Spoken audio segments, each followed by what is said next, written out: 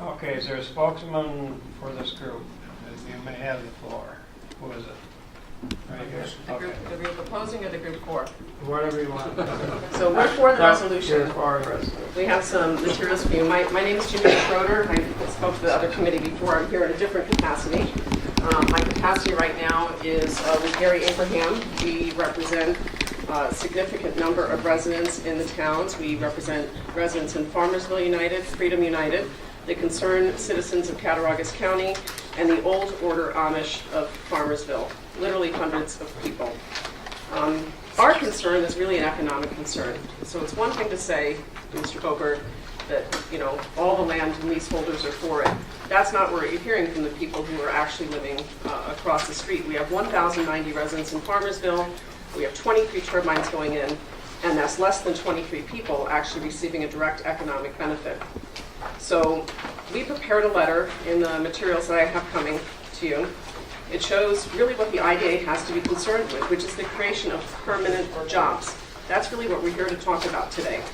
So if we take Invenergy at their word, we're talking about 11 to 13 permanent jobs, and at a cost to the county of about at least $6 million, probably as much as $9 million. That's over $500,000 a job, and that just does not seem to me to be good economics. This is really a philosophy issue. Are we, as a county, going to further subsidize an industry that cannot stand on its own 2 feet without really significant taxpayer dollars? Are we going to further throw more money at that? So let's look at the reports. We know that windmills and wind farm companies really do not create a lot of permanent jobs. And I've included in my letter the reports actually from Invenergy themselves, the 2 projects in Wyoming County. And what we see there are very few significant jobs being created. In one case, they projected 9 and it's 8 jobs. In another case, it's 6 jobs.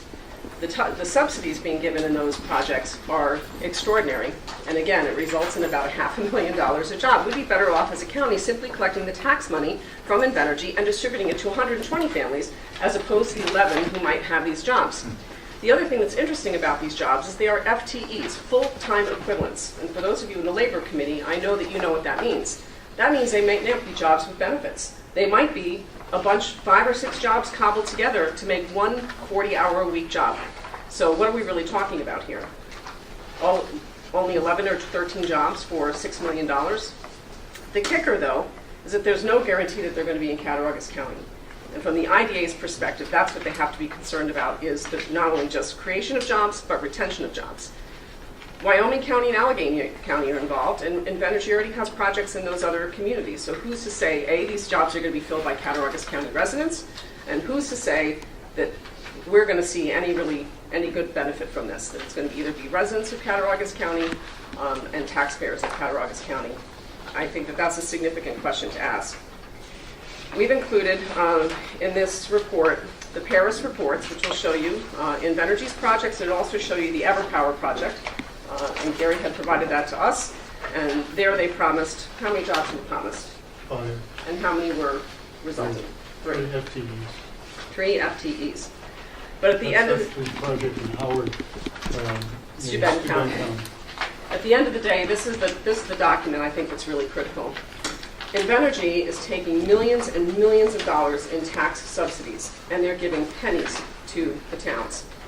But they're not really looking at what the true economic analysis of this is. This is a net loser for Cattaraugus County, a net loser. Why?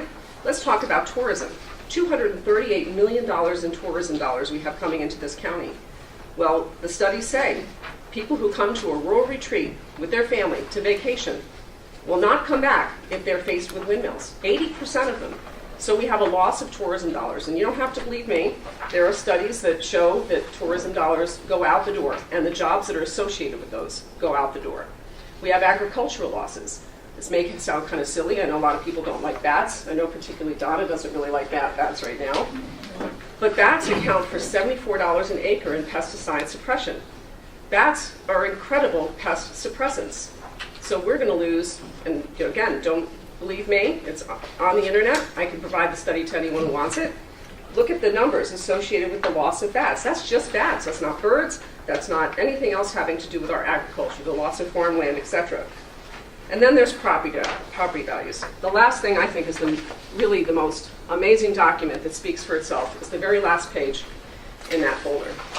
This is the visual impact analysis. This is something Invenergy was required to do. They did not want to file it. They fought us in filing it. We required them to file it on the DPS site. The reason for that is it's stunning.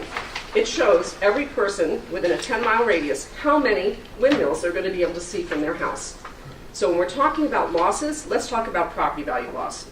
Invenergy will stand up here and they'll tell you about a 2013 study that surveyed 50 miles and there was no property losses associated with windmills.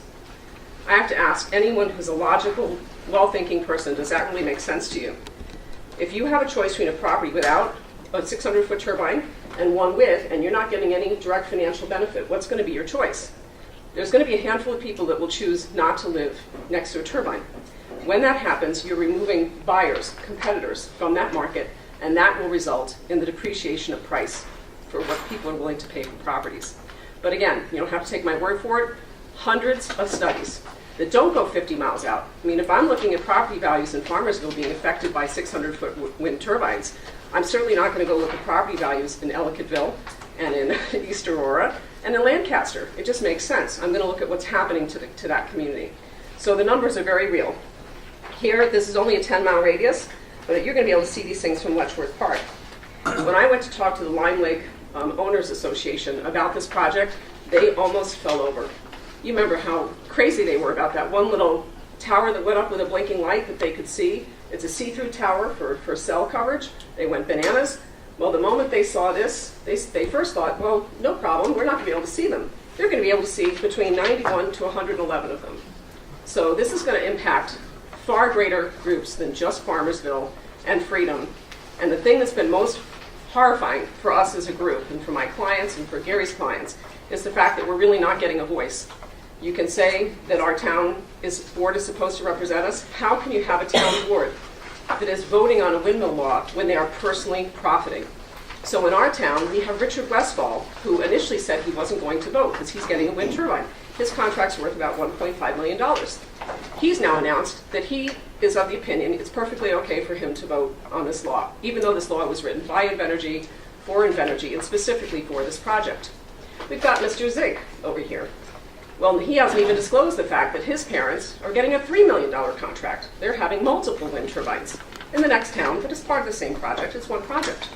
So now we have 2 out of 5 of our board members compromised by a conflict of interest. We have a third one that we know of.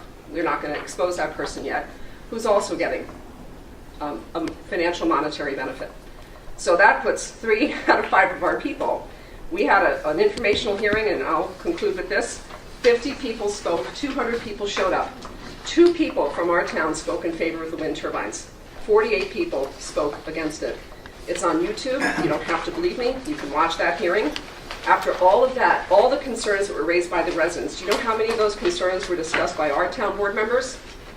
0. Zip. And we learned about that because we did FOIL requests, Freedom of Information Law requests. And we found interesting communications between Mr. Karcher, Mr. Zink, and other members of the board with Invenergy. And it's very clear that they are in bed together. So we're coming here for protection. We think the county should really look hard at these projects. And why not fully tax them? These guys are making millions of dollars, and they're giving us pennies in return. Why not ask for full fare? And that's all we're looking for. So thank you for your time. So